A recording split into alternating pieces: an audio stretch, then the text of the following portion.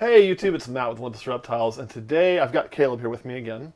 You decided to take your hat off, huh? I did. Wearing a hat a minute ago, and I'm like, when you're filming, it's almost best to turn it around backwards so you don't get a shadow on your face. It makes your face look weird. Camera guy yells at me. He turned around, he's like, can't do it, take it off. I just now noticed that. It was kind of funny. Anyway, this is going to kind of sum up two sagas, I guess, that you guys have heard about and seen us deal with and other people deal with that are close to Olympus Reptiles. One of them tracks back an entire year, and that was Alex. If you remember Alex, he had a fire at his house. Maybe Kurt will insert a picture of the burned down house again. Everybody likes to see burned down houses because y'all just love misery. But anyway, he lost a lot of animals, but being in the basement, the fire was upstairs, not caused by reptiles. He did not lose all of them. We have been housing his animals for almost a year. It would be a year in November. And during that year, he has been looking for a place to house them, a place to do things and all that, which is very, very difficult when you don't own a home and you rent. It does make it extremely hard to find a place that'll let you keep those animals. You also remember Caleb here had a rack fire.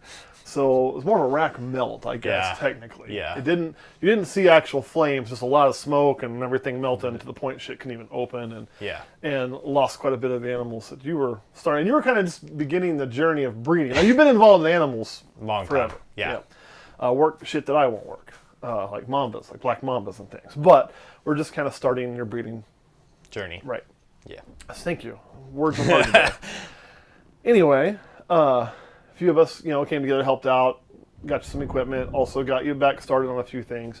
And then you and Alex have reached a deal since then, because since he can't find a place to keep them and is just not at the point he's going to dive back into that right now. Hopefully he does down the road fully. We'll see. That's going to be up to him. Between you and another gentleman named Joe, who's not here with us today, you guys have purchased his collection, correct? Yeah. And we're not going to get into the numbers because the numbers aren't my business or not anybody on here's business. But the point that I want to make is through both those tragedies, there's, I would say, one happy ending. Yeah. Right? Yeah, for sure. And one ending that at least I think is, well, I wouldn't say it's probably happy or the desired ending that somebody was looking for. It's probably an acceptable ending. So that is a good thing. What that means for Olympus is you're going to see us radically change this room yet again. And we're going to be rid of this entire black rack. This rack does not belong to us. That is Alex's rack. And then all the snakes in these two white racks, we're going to be rid of those. Now these old white racks, they do belong to us. So the Gen 1 TGRs. You can see we had to make some modifications to get them to work. They don't work very well. So what we're going to do as well is, because when you're adding in this many snakes, you've got a place to keep them, correct? Yeah. And Alex had some probes that were still probes, thermostats that were still good but weren't being used because there weren't as many snakes. So one of those was actually running Kurt's boa room, and rather than have to buy a new thermostat and move that over, we just said, hey, instead of a thermostat, how about we just give you these two racks? And so we worked that deal out. So these three racks and all the animals in them will be leaving. It's going to make the room look kind of empty temporarily compared to what it has been. But before Alex, we were not using these two racks at all. They were just kind of here as spares. And after having to use them, I don't want to use them anymore. I don't. This rack is nice, but it's just not mine. So, there is that. We will be filling this room up, though, over time again with more racks. Hopefully some like this. If not, we'll use something different. It all just kind of depends on how everything pans out in the world, because it's just kind of the way it works. So anything you want to add before we start tearing this down? Not really, just that I'm glad to be able to have the opportunity to have the snakes and get this going again. Let me ask you this, because before we start a video of just high speed, us looking like a bunch of Keystone cops running around moving stuff, what's your favorite animal you're getting out of here? Favorite one. Where is it? And I'm sure you would agree on this one, the Blitz. Oh, right here. Yeah. Now this is listed as just a Blitz. I'll let you pull it out there. It's yours, not mine. Yeah. And from the moment I saw this snake, I told Alex, I said, at first I think he was mad. I said, man, that's not a Blitz. He's like, well, it is. And I'm like, well, no, you're misunderstanding me. I didn't speak very well. It's not just a Blitz. There's Blitz in there, but I think there's other things obviously going on in that snake. I don't know what all's going on for sure. I have a few suspicions, but you won't know for sure until you breed that thing out. But it's going to throw more than just Blitz. Let me show you how I know this. Let me get my boy out. This is a straight up blitz. Just as blitzy as blitz can get. All right, and look at the colors and the pattern.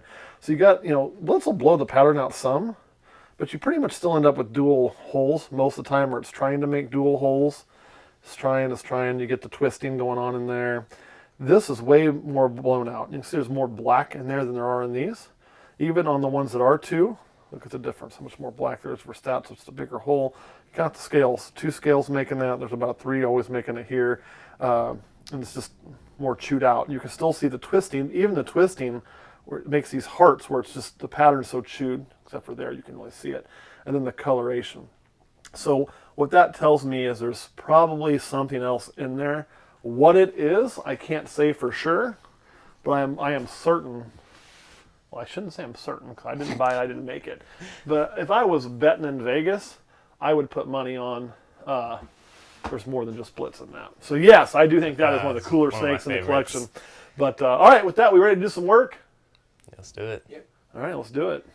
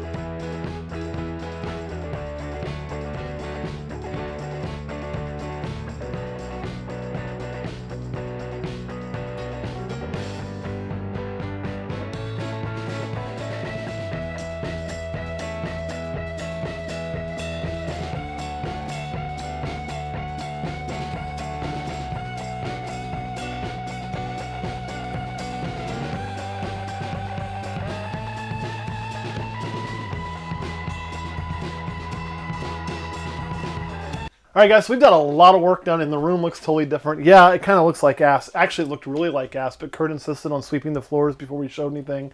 So thank you, Kurt, for doing a little cleanup. We will get rid of the hanging wire system here. So our room will eventually, when we add more FB70s, we'll fill this back in, and then the same plan continues until it's going to look a little funny on camera, possibly. Although I can put my trash can here, have a little storage nook. It'll be kind of nice. So this gets a lot of just, in general, work and crap off my plate. There was probably close to a little over 30 snakes that left here today. So, and there weren't mine anyway. So it's good not to take care of 30 snakes that aren't mine. So I'm really happy about that. Anything that you want to talk about with how this went? I think it went really well. It's a little smoother than I thought it would be. The van's a little tight. Van's a little tight. Yeah, the van's a little tight. pretty Yeah, booked. I would say the same joke I said earlier, but it would not be appropriate for camera. Sometimes I make jokes I cannot repeat on camera. That was one of them. No, it wasn't racial based. I don't make racist jokes, at least unless I'm picking on myself or picking on Kurt for, but that's only to him. So, but it was bad. It was bad. We'll just leave it at that. It was bad. I won't even say that joke on Patreon. It was that bad. It was pretty bad. Pretty bad. But no, I mean, things went smoothly. I'm pretty excited to produce a bunch of stuff this year. I have a lot of plans that I've kind of outlined. I have like a 5-year plan, and a lot of these kind of fit in with that. So Good. That kind of worked out really nice. Awesome. So one last thing before we go up there, and we'll show you the van and how full it is. And then what we're going to do is we're also going to go to Patreon today. We actually didn't think about how we're going to film Patreon, but I got an idea.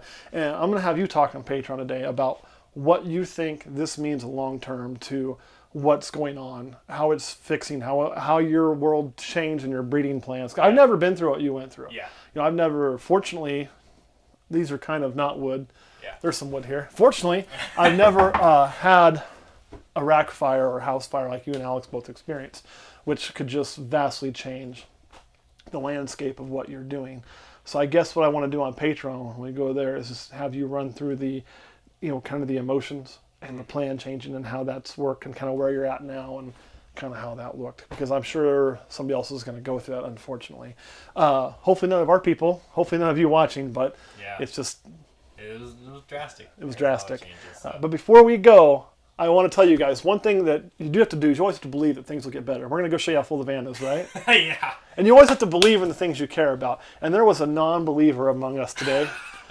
I don't know when this film's going to come out, but let me tell you when we're filming it. So today is a Sunday, right after a Saturday, which happened to be the opening Big 12 football Saturday. And do you know what happened during the opening Big 12 football Saturday? You listened to it on the radio, right? I did. I watched it on TV. What happened? K-State, ultimate comeback. Ultimate comeback. Down 21 to number 3, Oklahoma in Norman. You're not supposed to beat those guys, right? Came roaring back, kicked a 50-yard field goal from a guy that's, I think, shorter than Kurt. And knocked that shit through, and then held on with a defensive stand twice after old Thompson, I don't know, said, screw this, I'm going to put it on my back. And then Deuce Vaughn, that little bitty guy, who I think might actually be about the same height as Kurt, just knocked it out of the park. And we get here today, and I say, what did I say to Kurt? K-State won. I say, can you believe K-State won yesterday? He goes, what did he say? Kurt, what did you say? I don't believe you. Well, see, I was hoping he was going to go with his normal line of nope, but he's like, that didn't happen. I'm like, yes, it did, and he did not believe. He didn't check. You're a non-believer, so if any of them happen to ever be watching, which I'm sure they don't, but congratulations to any Wildcats and any Wildcat fans out there on that big victory. Sorry, OU fans. We don't hate you guys. I imagine you're starting to really hate Coach Kleiman. I am going to start a GoFundMe to try to buy Coach Kleiman a specialized wheelbarrow that's got Wildcats on the side so he can carry those big old testicles around in it. He's got to walk with something to, a guy was going to go for 2 to take the lead at one point. All right, let's go see this van and call it a day. Well, we're out here in the rain because things when you move never work well. You want to do the full reveal? Yeah. Let's see your new reptile room. There's a door latch there. Yeah, we barely fit everything in, but by God, we got it. It is super tight. So these guys are actually riding in the tub. Everything else is empty and in bags. So it's super tight. Even the side door here, if you look. That'll tell you how tight it is.